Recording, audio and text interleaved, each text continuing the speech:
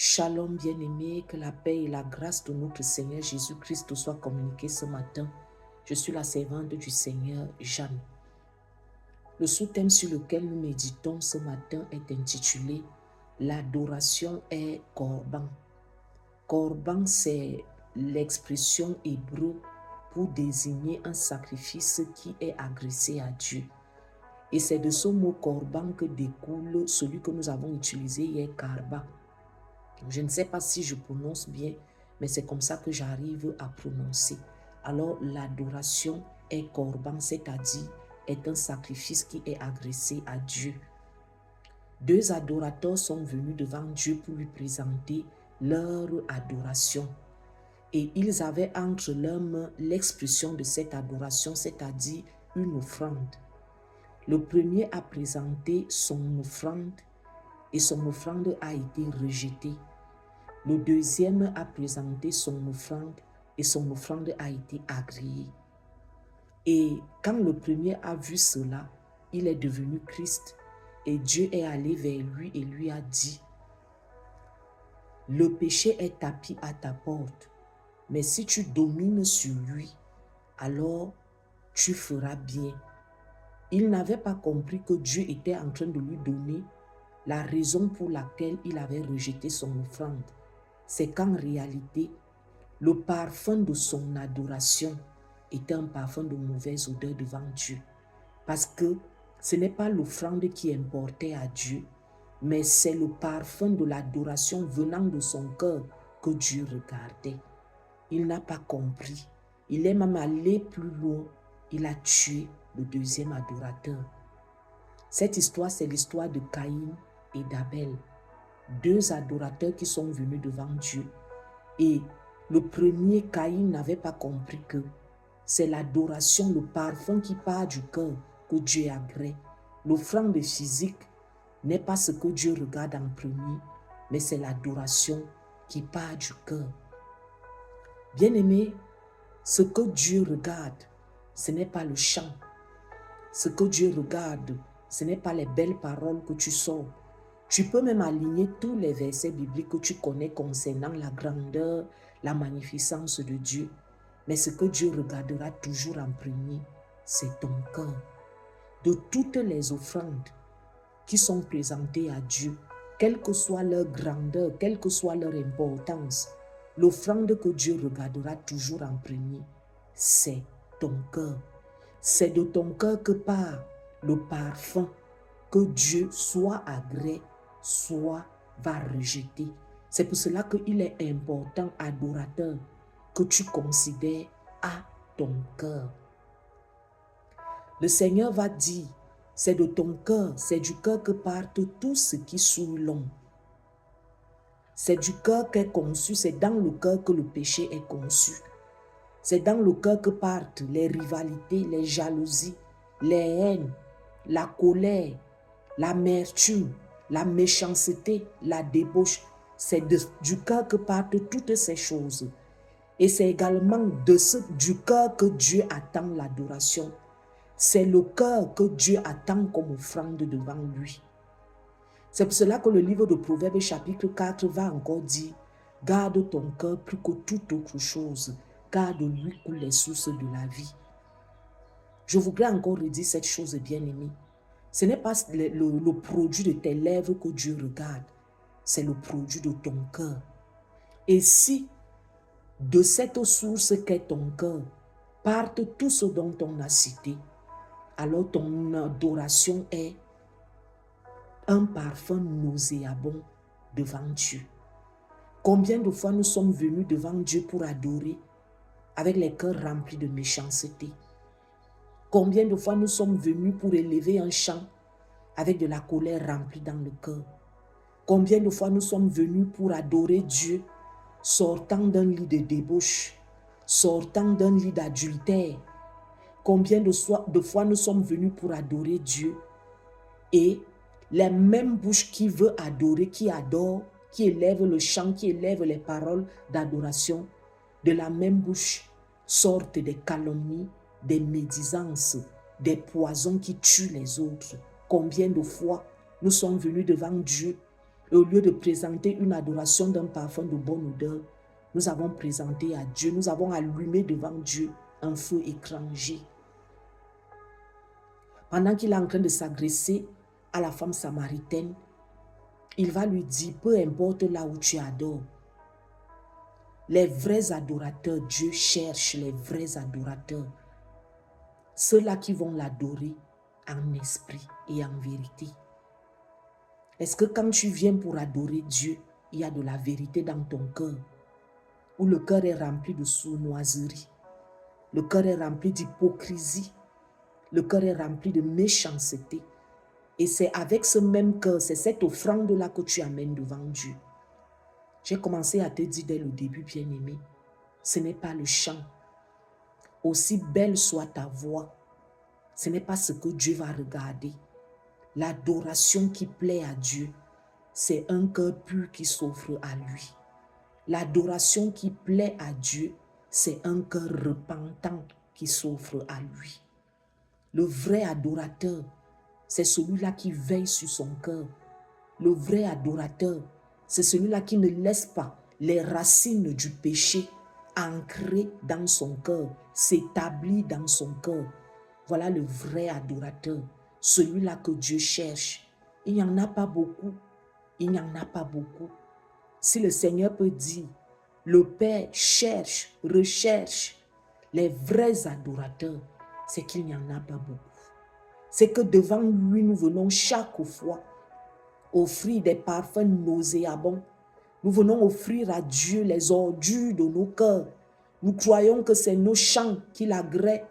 Quand tu vas dans le livre de Amos, le chapitre 5, le verset 23, il dit, « Éloignez donc de moi le bruit de vos cantiques. Je ne veux plus entendre le bruit que font vos luttes. » Dieu attend de nous que nous l'adorons. Mais combien de fois nous l'adorons véritablement? Combien de fois quand nous chantons, nos chants sont rejetés par Dieu? Combien de fois Dieu détourne le regard parce que le parfum qui s'élève vers lui est un parfum d'une mauvaise odeur? Parce que partant d'un cœur qui refuse de se repentir, un cœur qui affectionne le péché, un cœur qui est englouti, enfoui dans le péché. Et le Seigneur peut dire, ce peuple m'honore des lèvres, mais son cœur est éloigné de moi. Ce peuple vient m'offrir l'offrande de leurs lèvres, mais l'offrande de leur cœur que j'attends, ce cœur-là est éloigné de moi. Bien-aimé, pendant que je préparais cette capsule, j'ai commencé à pleurer. Parce que j'avais mal. Quand je considère à tout ce que le Seigneur Jésus-Christ a fait pour nous, tout ce qu'il a sacrifié pour nous, il s'est offert comme une offrande sur l'autel qui réclamait réparation pour le péché, pour nous. Il est devenu péché pour nous. Et qu'est-ce qu'il attend de nous? C'est que nous l'adorons. Je t'assure, bien-aimé, que prends tous les millions du monde, prends toutes les richesses que tu as, viens déposer au pied de la croix, au pied de Dieu, devant le trône. La première chose, la première adoration, la première offrande d'adoration que Dieu attend de toi, ce sera toujours ton cœur. L'or et l'argent appartiennent à Dieu. Dieu n'a que faire de tout ça. Ce que Dieu attend, c'est un cœur qui l'adore véritablement. Alors j'ai regardé à ce que le Seigneur nous a donné, lui-même sa vie. Et nous n'arrivons même pas à lui offrir sur 5 fois, 2 fois une adoration véritable. Nous sommes attachés à ces choses. Nous sommes attachés à nos rivalités, à nos jalousies, à nos haines. Nous sommes attachés à cette colère. Nous sommes attachés à cette méchanceté. Et chaque fois Ce qui m'a même le plus choqué, c'est quand le Seigneur me faisait comprendre à quel point, chaque fois que nous venons dans ces conditions de cœur pour dire que nous l'adorons, c'est un parfum nauséabond qui monte à lui. Bien-aimé, repens-toi. Repens-toi sincèrement. Arrête de venir offrir à Dieu les ordures. Ce n'est pas Dieu qui mérite les ordures. Arrête de venir offrir à Dieu les parfums de mauvaise qualité. Imagine cette chose, tu vas devant un roi ou un président et tu vas avec un présent. Tu vas au marché, tu achètes un parfum de 500 francs pour aller offrir à un président. Comment est-ce qu'il va regarder ton parfum quand il va le humer? Il va détourner le visage.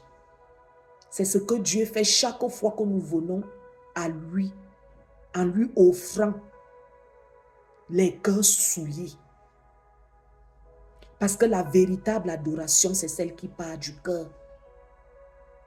Et c'est ces cœurs que nous refusons que Dieu touche. C'est ces cœurs que nous cachons devant la face de Dieu. Nous préférons venir avec le produit de nos lèvres. Nous disons, j'adore Dieu. Quel Dieu tu adores avec le cœur rempli de haine, de manque de pardon? Quel Dieu tu adores? Le Seigneur est en train d'enseigner sur cette chose-là. Il dit que quand tu viens pour offrir ton offrande à Dieu et que tu te rappelles qu'il y a quelque chose que tu n'as pas réglé avec ton frère, mets d'abord ton offrande de côté et va d'abord régler la chose avec ton père, avec ton frère. Parce que Dieu ne peut pas agréer ce genre d'adoration. Dieu ne peut pas accepter ce genre de corban. C'est un corban qui est souillé par un cœur qui est souillé. C'est un corban qui est infecté par un parfum nauséabond qui vient du cœur. Bien-aimé, laisse d'abord le chant. Laisse d'abord ta belle voix pour toi qui as une belle voix. Laisse d'abord le fait que tu aimes cette chose qu'on appelle l'adoration. Va d'abord examiner ton cœur. Il dit, éloignez donc de moi le bruit de vos cantiques. Aussi belle soit ta voix, quand elle monte, le Seigneur dit que c'est un bruit à ses oreilles. Tu finis de commettre l'impudicité. Tu finis de commettre la fornication. Tu ne règles pas d'abord cela. Tu cours pour dire, je m'en vais adorer Dieu. Quel Dieu tu adores? Bien-aimés, repentons-nous. Nous sommes tous concernés par cette chose. J'entendais encore quelqu'un qui m'expliquait hier qu'il y a les satanistes qui ont une heure dans la journée, chaque jour à cette heure-là. Ils se rassemblent, ils se connectent partout dans le monde pour adorer leur maître. Satan reçoit plus d'adoration des hommes sur la terre que Dieu des hommes sur la terre. Saint-Esprit, je prie afin que tu touches quelqu'un par ce message ce matin. Saint-Esprit, je prie afin qu'un cœur se repente ce matin. Je prie afin qu'un cœur sente sa misère ce matin. Je prie afin qu'une personne se jette à tes pieds ce matin.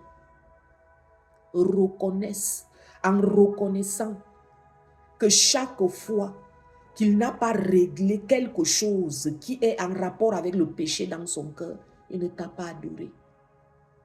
Le prix à payer pour la véritable adoration, c'est un cœur qui a créé le manque de pardon.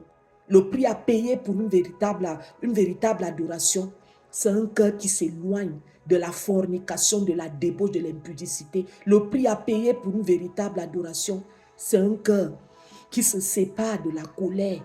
Le prix à payer pour une véritable adoration, c'est une bouche qui se ferme devant la calomnie, la médisance. Le prix à payer pour une véritable adoration, c'est un cœur qui se dépouille de toute méchanceté. Le prix à payer pour la véritable adoration, c'est un cœur qui s'éloigne de toute rivalité, qui crête la jalousie dans le cœur. Le prix à payer pour la véritable adoration, c'est un cœur qui se dépouille de toute haine. Saint-Esprit, que ton onction descende dans un cœur. Saint-Esprit, remplis un cœur, visite quelqu'un maintenant. Saint-Esprit, convainc quelqu'un maintenant. Même une personne qui raisonnait, une personne qui disait, qui trouvait des raisons de faire ce qu'elle fait. Je prie afin que ce matin, que toutes ces raisons-là tombent. Que toutes ces raisons ce matin tombent, toutes les raisons que tu te donnes pour faire ce que tu fais. Regarde à quel point l'autel de Dieu réclame ton adoration. Regarde combien de fois le parfum que tu as élevé à Dieu est un parfum nauséabond. Est-ce que tu n'as pas envie de changer cette chose aujourd'hui? Est-ce que Dieu n'est pas digne de recevoir une adoration authentique, une adoration sincère, une adoration pure? Dieu ne mérite-t-il pas ton adoration? Dieu ne mérite-t-il pas ton adoration, bien-aimé? Dieu ne mérite-t-il pas un véritable parfum agréable? Dieu ne mérite-t-il pas que le parfum de ton cœur s'élève vers lui? Une odeur apaisante, une odeur agréable. Dieu ne mérite-t-il pas cela? Dieu ne mérite-t-il pas que tu fasses les sacrifices que tu dois faire? Dieu ne mérite-t-il pas cela? Quel est cet adorateur qui aime Dieu du bout des lèvres, mais dont le cœur est éloigné de Dieu? Quel est cet adorateur qui dit « Je t'aime, tu le sais », mais dont les actes ne prouvent pas cet amour? Peuple de Dieu, revenons à la véritable adoration. Les satanistes adorent leur maître plus que nous. Les satanistes honorent leur maître, pas avec la bouche, pas avec les lèvres, mais avec leur cœur qui est tout entier à lui. Et nous, où en sommes-nous, peuple de Dieu? Où en sommes-nous avec l'adoration qui est due à Dieu? Où en sommes-nous? Quel est le parfum que nous brûlons devant Dieu? Un parfum étranger. Nos autels sont vides. Nos autels sont vides. Nos autels d'adoration sont vides à cause des choses qui ne sont pas réglées dans nos cœurs. Seigneur, pardonne-nous. Seigneur, pardonne-nous. Nous reconnaissons que nous t'avons peu adoré. Nous le reconnaissons, Seigneur, pardonne-nous. Seigneur, pardonne-nous. Seigneur, ramène-nous à la véritable adoration. Ramène-nous à la véritable adoration.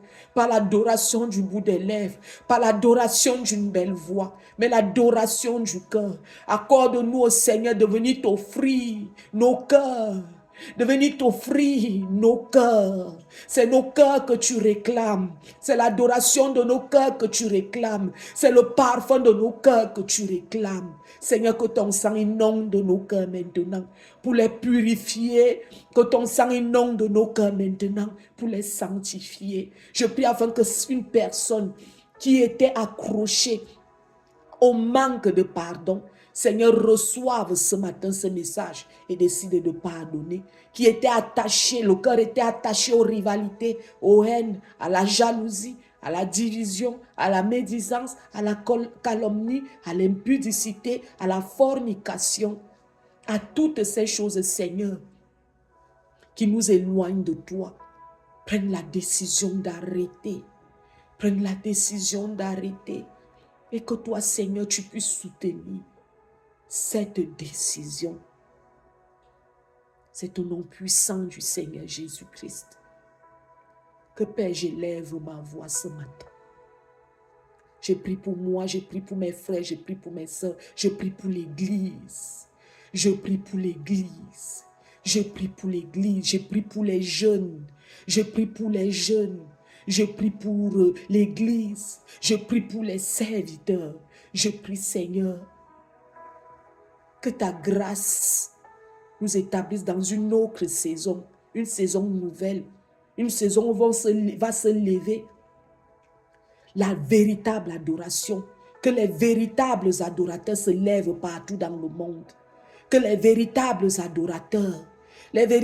adorateurs qui seront conduits par ton esprit et non par la chair, qui seront conduits par ton esprit et non par la starmania, qui seront conduits par ton esprit et non par les désirs de leur chair.